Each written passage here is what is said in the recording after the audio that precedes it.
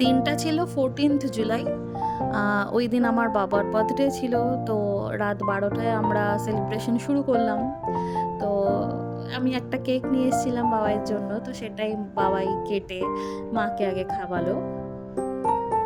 এরপর চলে যাচ্ছি একদম পরের দিন ইভিনিংয়ে ঢাকেশ্বরী চাইনিজে আমরা একটা পার্টি অ্যারেঞ্জ করেছিলাম বাবার বার্থডে পারপাসে। তো সেখানে মেনলি বাবার বন্ধু বান্ধবী ইনভাইটেড ছিল, আর সেই অর্থে আর কেউ ছিল না।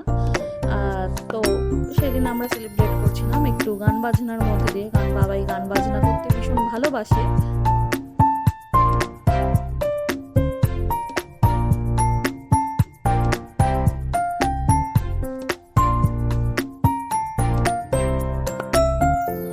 তো এইভাবেই সেলিব্রেশনটা চলছিল আমাদের, গানে বাজনায় নাচে গানে।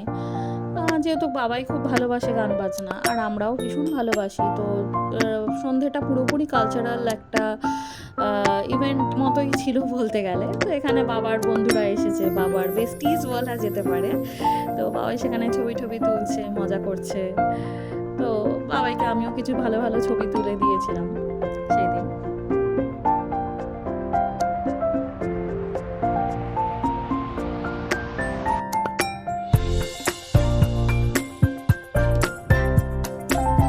এখানে বাবাইয়ের কেক কাটিং চলছিল, তো বাবাই এখানেও আরেকটা কেক কেটে সেলিব্রেট করলো, মাকে খাওয়ালো।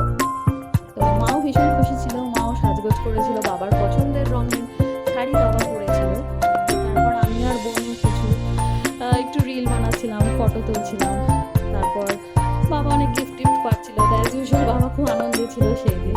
এখানে বাবার বন্ধুরা বাবাইকে নিয়ে কিছু স্পিচেস রাখছে। তো এই আর কি, এইভাবেই আমাদের দিনটা কাটছিল ভালো ভালো।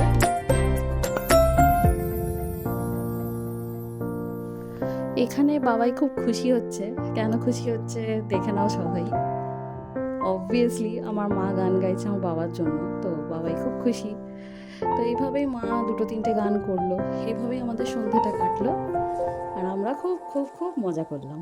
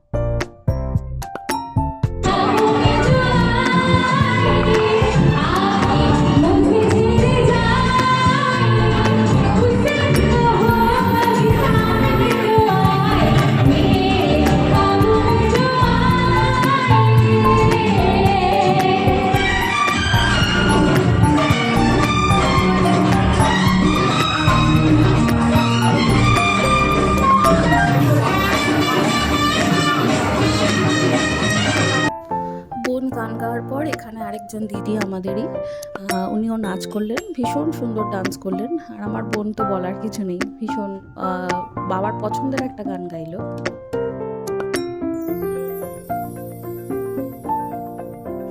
তো বাবা অ্যাজ ইউজুয়াল নিজের বার্থডে নাচবে না, সেটা তো হয় না।